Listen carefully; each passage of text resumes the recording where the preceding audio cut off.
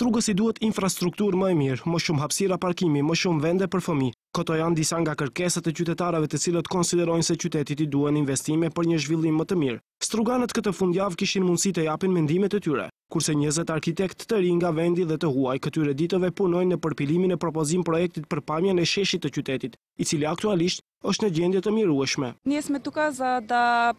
Ne jemi këtu që të dëshmojmë se duam të riorganizojmë sheshin sepse Strugës i duhet hapësira e cila tani shfrytëzohet si vend parkim. Çështja tjetër të cilën ne nëpërmjet këtij projekti duam të tregojmë se shumë qytetarë duan të përdorin biçikleta. Infrastruktura siç është tani nuk e mundëson këtë gjë. Në Strugë ka edhe mungesë të kulturës së komunikacionit. Arkitekti Ardit Dika thotë se Strugës i duhet zhvillim dinamik. Unë mendoj që është momenti që Struga të bëjë një hap përpara, sepse ne jemi koshient se si ka qenë dhe ne mundohemi që ta sjellim dhe ta zhvillojmë në një mënyrë shumë më ndryshe, sepse Struga nuk e meriton këtë gjendje që ka pas dikur dhe që akoma po vazhdon të jetë, por neve dal nga dal po e zhvillojmë këtë qytet.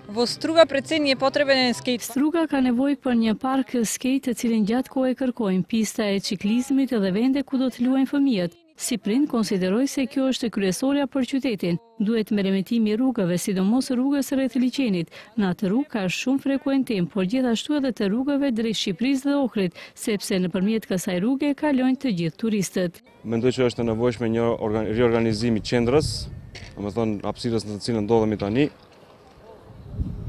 dhe një riorganizim siç jemi dëshmitar të Drinit të Zi, ku momentalisht kemi një projekt i cili besoj që do të jetë një atraksion për qytetin dhe mbi gjitha i duhet edhe një kulturë e biçikletës.